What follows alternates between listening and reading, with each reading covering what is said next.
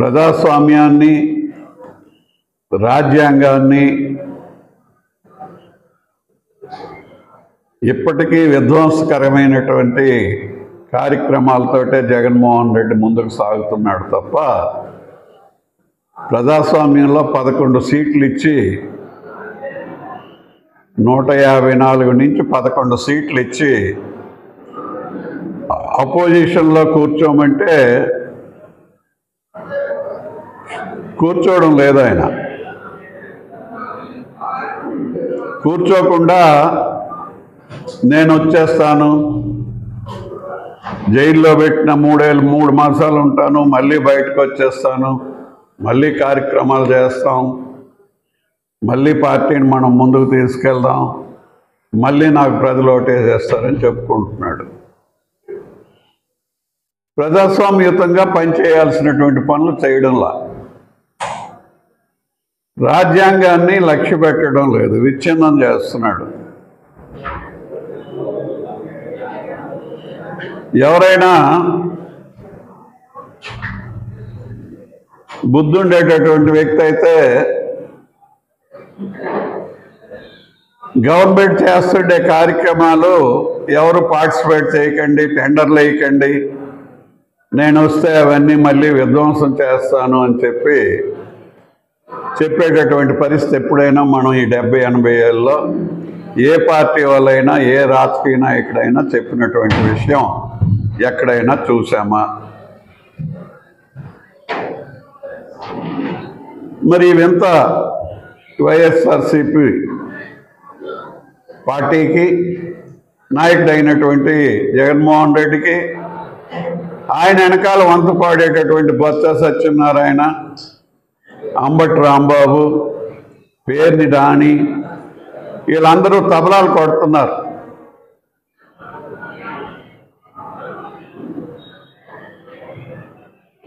ఈ రఫా అంటే ప్రజల్లో ఎలా ఉంటుందండి అని చెప్పేవాడు ఇందులో లేరు. మరొక 4 రఫాలు కొడదామండి అని చెప్పేవాళ్ళే ఉన్నారు. వీళ్ళు స్టీల్ ప్లాంట్ ఉంది, బొత్స సత్యనారాయణ గారు అక్కడ మేము ఉద్యమం చేస్తాం అని అంటున్నారు. అపోజిషన్లో ఉన్నప్పుడే స్టీల్ ప్లాంట్ గుర్తుకు వస్తుందా? 15 ఏళ్ళు మంత్రిగా ఉన్నారు.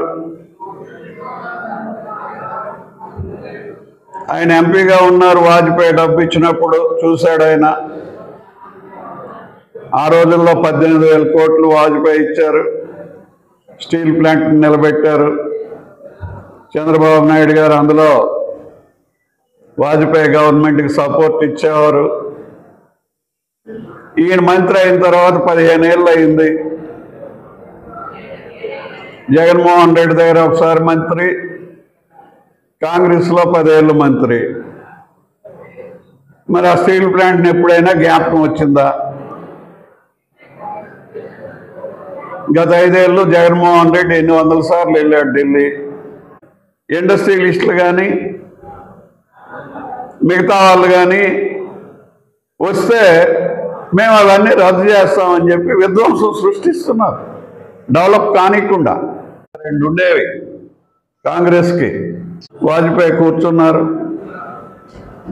ప్రజల కోసం మాట్లాడాడు, రాజ్యాంగం పరిరక్షణ ఎలా ఉండాలనేది మాట్లాడాడు, పేద ప్రజల కోసం మాట్లాడారు.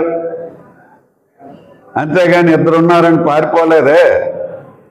అంటే ఎప్పుడు కూడా మనకు విమానాలు కావాలా, హెలికాప్టర్లు కావాలా, పవర్ కావాలి.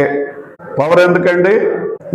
వాజ్పేయి ఏ పవర్ ఉండి మాట్లాడాడు? ముఖ్యమంత్రికి మాట్లాడా? ప్రధానమంత్రిగా మాట్లాడా? నీకు ముఖ్యమంత్రే కావాలా? జన్మనిచ్చిన అమ్మ అక్కర్లా. నువ్వు ముఖ్యమంత్రి అవడానికి ఉపయోగపడినటువంటి రాజ్యాంగం నీకు అక్కర్లా.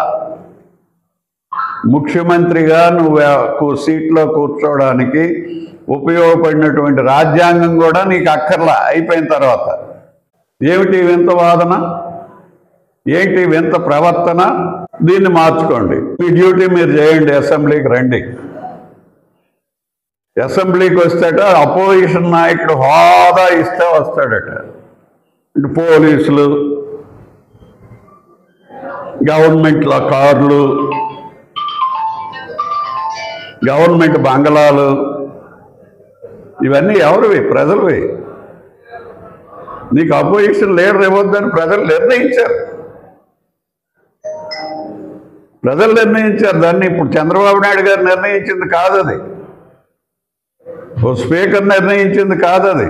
ఇద్దరు ఎంపీలతో కూర్చున్న వాజ్పేయి ప్రైమ్ మినిస్టర్ అయ్యాడు ప్రజాస్వామ్యతంగా. అదే ప్రజాస్వామ్యం నీకు ఒకసారి అవకాశం ఇచ్చింది, విధ్వంసాన్ని సృష్టించావు, ఓడిపోయావు.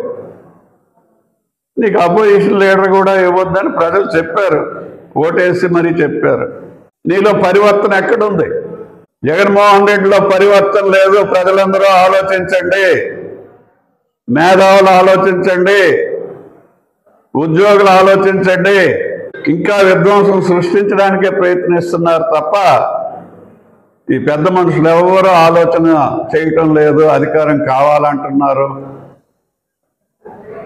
పొరపాటున ఏదైనా జరిగితే మేమేంటో చేస్తాం, రఫ్ ఆడించేస్తాం, బిల్డింగ్లు కూలదోసేస్తాం, రాజధానులు చెడగొట్టేస్తాం. ఇదా చెప్పేది? అసెంబ్లీలోకి వెళ్ళాలి, ప్రజా సమస్యల గురించి మాట్లాడాలి అంటే నీకేమో హోదా కావాలా? హోదా దేనికండి? అందుకు చదివైనా నేర్చుకోవాలి, వినైనా నేర్చుకోవాలి,